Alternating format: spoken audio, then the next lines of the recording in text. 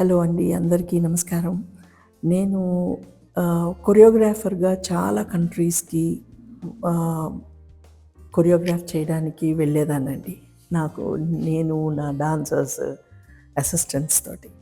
వేరస్ చంద్రబోస్ గారు ఆయన పాటలు రాయడానికి డైరెక్టర్, మ్యూజిక్ డైరెక్టర్స్ తోటి వాళ్ళు ఒక టీమ్‌గా వాళ్ళు వేరే వేరే కంట్రీస్‌కి వెళ్ళేవాళ్ళు.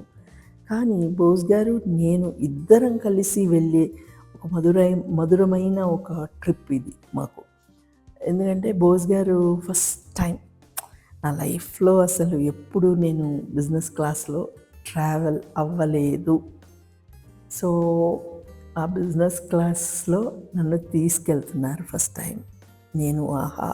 బిజినెస్ క్లాస్ అంటే చాలా గొప్పగా ఉంటుంది అని చాలా ఊహలతోటి వచ్చాను. వచ్చి చూస్తే అందరికీ క్యాబిన్స్ అండి. ఇక్కడ ఎవరి బిజినెస్ వాళ్ళది. అలాగూ ఆయన ఆయన ఇల్లు వేరే, నా ఇల్లు వేరే అలా ఉంది. ఇంత డబ్బులు పెట్టి ఇలాగూ సెపరేట్‌గా కూర్చోడానికా మనం బయలుదేరామా అనిపించింది. అసలు బోస్‌కి నాకు మధ్యన గాలి దూరినా నాకు నచ్చదు. అలాంటిది ఆయన ఒక సెపరేట్ రూమ్, నాదొక separate room. What is this nonsense అనిపించింది. బట్ అయినా I have to carry on కదా! బోస్ గారేమో పులి, నాన్ వెజిటేరియన్ తింటారు.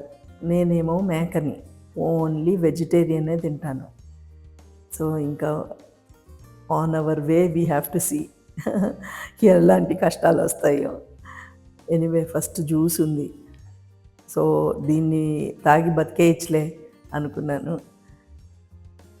నాకు ఫ్రూట్స్ ఉంటే చాలు. ఎక్కడికెళ్ళినా సరే ఫ్రూట్స్ తిని బతికేస్తాను నేను. సో, ఆ ధైర్యం ఉంది. మా ఆయన నేను చియర్స్ కొట్టుకొని మరి పక్కింటి వాళ్ళలాగా పార్టీ చేసుకున్నాము. అదిగోండి, ఆయన ఇల్లది, నా ఇల్లిది. నాకైతే ఇలాగూ మా ఇద్దరిని ఫ్లైట్ విడదీసింది అనిపించింది. నాకైతే నచ్చలేదండి. అయినా తప్పదు కదా! అందుకని నేను అడ్జస్ట్ అయిపోతున్నాను. ఇక్కడ ఎవరి టీవీలు వాళ్ళవి, ఎవరి హెడ్సెట్లు వాళ్ళవి, మెనూ కార్డ్స్ అన్నీ సెపరేట్‌గా. చూడండి, లెగ్స్ స్ట్రెచ్ చేసుకోవడానికి కూడా స్పేస్ ఉంది. అలాగూ కంఫర్టబుల్‌గానే ఉంది. కానీ మా ఆయనకు అనిపించట్లేదే. ఆయన చక్కగా చూడండి, ఇదే సాకని చెప్పేసి అలా తలుపు మూసేసుకుంటున్నాడు. కావాలని నన్ను ఉడికిస్తున్నాడు చూడండి. సో, నాకు మా ఆయనకి ఇంతే, ఈ షట్టరే. ఆ షట్టర్‌లోంచి మాట్లాడుకోవాలి పక్కింటి వాళ్ళతో మాట్లాడుకున్నట్టు. So funny.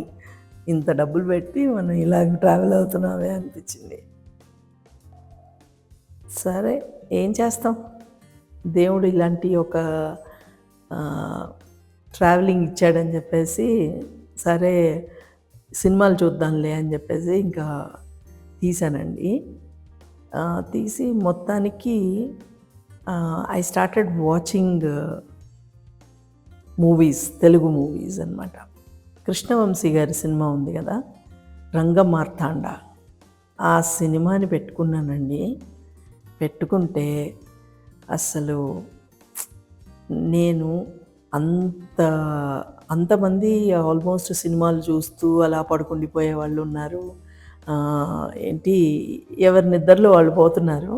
నేను ఒక్కదాన్ని వెక్కి వెక్కి ఏడుస్తూ ఉన్నాను ఆ రంగమార్తాండ అనే సినిమాని చూస్తూ. రియలీ ఎంత బాగా చేశారంటే కృష్ణవంశీ గారు ఆ రంగమార్తాండ అనే సినిమాని. నేను థియేటర్లో చూడలేదు కానీ ఇక్కడ ఫ్లైట్లో చూస్తున్నప్పుడు రమ్యాకృష్ణ యాక్టింగ్ కానీ, కృష్ణవంశీ అసలు టైటిల్ కార్డ్ దగ్గర నుంచి కొత్తగా అసలు ఎంత బాగా చేశారు. ఆ సినిమాని చూస్తూ మళ్ళీ నాకు నచ్చిన అంశాలన్నిటినీ మళ్ళీ రివైండ్ చేసి నేను చూస్తూ ఉన్నానన్నమాట. ఈ ట్రావెలింగ్‌లో నేను సహజంగా చేసే పనిగో చూడండి, నాకు పెట్టిన తిండి ఇలా ఉంది. ఏం చేయాలి? చక్కగా స్పూన్ని, ఫోర్క్‌ని అన్నిటికీ బట్టలు తొడిగి మరీ ఇస్తారు.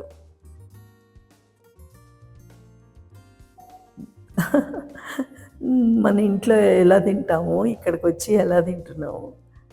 మన చేత్తో మనం తినం. ఓకే. అన్నిటికీ ఇలా స్పూన్లు, ఫోర్క్‌లు వాడాలి. నాకు గాంధీ గారి కథే గుర్తుకు వస్తుంది. ఈ ఫోర్క్‌లు, స్పూన్లు ఎంతమంది నోట్లోకి వెళ్ళి వచ్చినాయో, అదే మన చెయ్యి అంటే మన నోట్లో మట్టుకే వెళ్తుంది. ఆ కథే గుర్తొచ్చింది. తప్పదు కదా!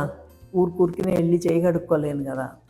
అందుకని ఇంకా okay, let me be a Roman when I'm in Rome అన్నట్టుగా అవే బ్రెడ్ ముక్కలు అవే తింటూ ఉన్నాను. ఎనివే, దేవుడు నాకు ఇది ప్రసాదించాడు కాబట్టి తప్పనిసరిగా దాన్నే వరప్రసాదంగా భావించి మరీ తింటున్నాను. ఆకలి ఏం చేస్తాం, తినాల్సిందే. తిన్నాను. But most memorable thing is that period of time సైలెంట్గా ఉంది. నాకు నార్మల్గా ఈ ఫ్లైట్లో వెళ్తున్నప్పుడు కొంచెం భయం వేస్తూ ఉంటుందండి. ఏమన్నా టర్బ్యులెన్స్ వస్తున్నప్పుడు చాలా భయం వేస్తుంది. భయం వేస్తున్నప్పుడు వెంటనే బోస్ చేయి పట్టుకుంటానన్నమాట. అలాంటిది టర్బ్యులెన్స్ వచ్చింది. వస్తున్నప్పుడు నేనేం చేయాలి? పక్కనేమో షటర్. సో నాకు చాలా చాలా భయం వేసింది యాక్చువల్గా. నేను బాబాకి దండం పెట్టుకుంటూ ఉన్నాను టర్బులెన్స్ వస్తున్నప్పుడల్లా. ఇంకో బ్యూటిఫుల్ థింగ్ ఏంటంటే, నేను ఈ విమానంలో వెళ్తున్నప్పుడే నేను చక్కగా గుడ్ కాఫీ తాగుతాను. కాఫీలో ఇదిగోండి, కాఫీ తాగుతూ కవిత్వం రాయడం అని అంటే నాకు చాలా ఇష్టం. ఇప్పుడు విండో సీట్ పక్కన కూర్చుని మా అమ్మ గురించి తలుచుకుని ఏదో ఒక కవిత కంపల్సరీ రాస్తానన్నమాట. సో ఈసారి అలాగూ రాయాలి అని అనిపించట్లేదు. ఎందుకంటే నాది విండో సీట్ కాదు, మధ్యలో ఉన్నాను. అన్ని కష్టాలు ఒకేసారి వచ్చినట్టుంది నాకైతే. ఇది ఒక సూపర్ ట్రిప్పే, కానీ ఈ నన్ను కట్టేసినట్టుగా ఇలాగూ ఒకే చిన్న క్యాబిన్లో దాన్ని పోయి బిజినెస్ క్లాస్ అంటున్నారు. జన్మలో ఇంకా బిజినెస్ క్లాస్లో వెళ్ళకూడదు అనుకున్నాను. సరే, అది వేరే విషయం. బట్ నేను అలా కూర్చుని తలుచుకుంటున్నప్పుడు నాకు ఏం గుర్తొచ్చిందంటే, చిన్నప్పుడు అసలు నడిచి వెళ్ళేదాన్ని ఎక్కడికి వెళ్ళినా కూడా. అంటే డాన్స్ క్లాస్కి వెళ్ళినా సరే, లేకపోతే ఫ్రెండ్స్ ఇంటికి వెళ్ళినా సరే, అదే మ్యాక్సిమం సైకిల్లో ఫ్రెండ్స్ తోటి తిరిగేదాన్ని. దాని తర్వాత ఎవరి దగ్గరికైనా వెళ్ళాలన్నా, అంటే మా పెద్దమ్మని చూడటానికి వెళ్ళాలన్నా బస్సులో ట్రావెల్ చేసేదాన్ని.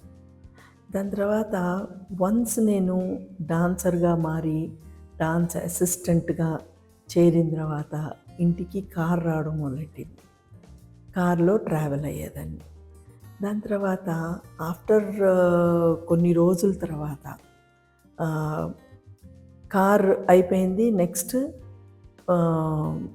కొరియోగ్రాఫర్ అయిన తర్వాత విమానం ఎక్కాను అనమాట. సో అలాగూ అంచెలంచెలుగా ఎదిగాను కదా. సో దాంట్లో కూర్చోగానే నాకు అవన్నీ గుర్తొచ్చేవి. సో చూసారా, బోస్ గారు చక్కగా పడుకుని లేచి ఆయన మంచి కునుకు తీశారు. ఇదిగోండి, ఇలా పక్కింటి వాళ్ళతో కిటికీలోంచి మాట్లాడుకుంటారే, అలాగో ఆయన నేను కిటికీలోంచి మాట్లాడుకున్నాం. ఆయన పాపం నా కోసం ఇది చాలా అద్భుతంగా ఉంటుందని తీసుకొచ్చి లాస్ట్కి ఇలా ఉంది.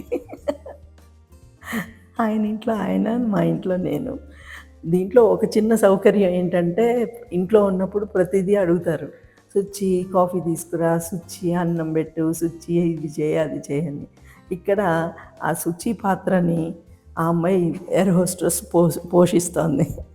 ఆయనకి ఏం కావాలన్నా ఆవిడే తీసుకొచ్చిస్తుంది. ఆ! So, that is the only difference అనమాట. ఇంకా 8 అవర్స్ అండి. 8 అవర్స్ ఒకే చోట్లో కూర్చుని వెళ్ళాలి. అబ్బబ్బబ్బా! What a torture. అది మనకు నచ్చిన వ్యక్తి పక్కన కూర్చుని, ఈ క్యాబిన్ గోలేంటో నాకు తెలియట్లా. మనకి మనమే తవ్వుకుంటాం ఇలాంటివన్నీ. కొని తెచ్చుకోవడం అంటే ఇదే. నాకు నచ్చలేదన్న సంగతి తెలిసి చూడండి ఎలా నవ్వించే ప్రయత్నం చేస్తున్నాడు మా ఆయన. కిటికీలోంచి పొరుగింటి వాళ్ళతో మాట్లాడుతోంది చూసారా అలాగో. బోస్ గారు చక్కగా ఇలాగూ ఫ్లైట్లో కూర్చుని ఒకటి బుక్కులు చదువుకుంటారు, లేకపోతే పాటలు రాసుకుంటారు, లేకపోతే పడుకుంటారు. ఈ మూడిట్లో ఏదో ఒకటి చేస్తారు. సినిమాలు అయితే తక్కువే చూస్తారు ఆయన. సో ఈ పాటికి ఆయన పడుకునే ఉండుంటారు. ఇంకా నేనే ఏం చేయాలో తెలియకుండా అటు ఇటు చూసేది. పోనీ విండో పక్కన సీట్ వచ్చిందంటే అక్కడ కూర్చుని ఏమన్నా రాస్తూ కూర్చోవచ్చు. అటు ఇటు కాకుండా మధ్యలో వచ్చింది సీట్. మీకు ఒకటి చెప్పనా, ఇంతకు ముందర మా అమ్మ చనిపోయినప్పుడు ఇలా విండో సీట్ వచ్చినప్పుడు కాఫీ ఆర్డర్ చేసుకుని కాఫీ తాగుతూ కవిత్వాలు రాసేదాన్ని. అమ్మ గురించి కవిత్వాలు నా ఫేవరెట్ హాబీ అది. అమ్మని తలుచుకుంటూ అమ్మ గురించి కవితలు ప్రపంచంలో ఎవ్వరు రాయకూడదు అట్లాంటి కవితలు మనం రాయాలి అనేసి రాసేదాన్ని అనమాట. అలాంటిది ఒక్కొక్కసారి ఏమైపోయేదంటే ఆ మబ్బులు, మెయిన్గా సన్ రైజ్ సన్సెట్ చూడటం అంటే నాకు అంత ఇష్టం అనమాట. కాఫీ తాగుతూ అలా చూస్తూ ఉంటానన్నమాట. అప్పుడు ఒక్కొక్కసారి ఆ క్లౌడ్స్ వెనకాల ఎక్కడన్నా మా అమ్మ కనిపిస్తుందేమో, ఎందుకంటే చిన్నప్పుడు అనిపించేది చనిపోయిన వాళ్ళందరూ ఆకాశంలో ఉంటారు అని అనుకునేదాన్ని. సో ఎతికేదాన్ని అనమాట. ఆ మబ్బుల వెనకాల అక్కడెక్కడన్నా దాక్కుందా మా అమ్మ, అక్కడ ఏమైనా ఉందేమో అనుకునేదాన్ని. చూడండి నేను చెప్పానా, చక్కగా కూర్చుని పాట రాసుకుంటున్నారు. ఆయన పాట రాసుకుని ఫుల్ బిజీ అనమాట. బిజినెస్ క్లాస్లో బిజీగా ఉన్న ఏకైక వ్యక్తి చంద్రబోస్ గారే. ఓకే, కూర్చుని చక్కగా పాటలు రాసుకుంటారు. పాటలు రాసుకుని మళ్ళీ నాకు వినిపిస్తారు, ఈ పాట ఎలా ఉంది చెప్పు అని. మళ్ళీ ఫస్ట్ శ్రోతని నేనే కదా, సో నేనే వినేదాన్ని. ఇప్పుడు ఆయన రాస్తున్న పాట ఏం పాటో తెలియదు కానీ రాస్తున్నాడు. మొత్తానికి అల్టిమేట్గా రాస్తారు, అదైతే గ్యారంటీ. నేను అనుకోవడం పుష్పకే ఏదో సాంగ్ రాస్తున్నారనుకుంటా, పుష్ప 2 అద్దరు కొడుతున్నారు. ఇంకా పుష్ప పేరు ఎత్తితే చాలు ఆయన్ని డిస్టర్బ్ చేయకుండా నోరు మూసుకొని కూర్చునేదాన్ని నేను. పుష్ప సాంగ్ సూపర్గా ఇలా ఫ్లైట్లో కూర్చుని మరీ రాస్తున్నారు. ఇది ఒక memorable video because of that. దానికి సంబంధించి రాస్తున్నాడు ఆయన. చూడండి బిజినెస్ క్లాస్ ఎలా ఉందో, ఎవరి గదులు వాళ్ళవి. He's writing for Pushpa.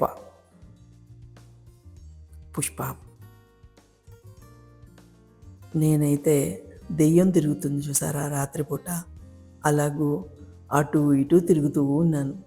ఎంతసేపు కూర్చుంటాను, చిరాకు వచ్చింది. అందుకని ఊరికినే అట్లా వెళ్ళి సైట్ సీయింగ్కి చూసేసి వస్తారే, అలాగూ మొత్తం అంతా చుట్టూ చూసి అందరూ గురకలు పెడుతున్నారు. ఇంకా వచ్చాను, వచ్చి చూస్తే మా ఆయన మటుకు చూసారా, ఆయన బిజీగా వేలు ఇలా తిప్పారంటే ఆయన పాట రాస్తున్నాడని అర్థం. He will be busy like that. ఆయనలో ఆయనే మాట్లాడుకుంటూ ఉంటాడు అలాగే. ఇంకా అలాగూ పాట రాస్తున్నప్పుడు నేను అస్సలు డిస్టర్బ్ చేయను. నేనైతే వీడియో మీకోసం అని తీస్తున్నాను.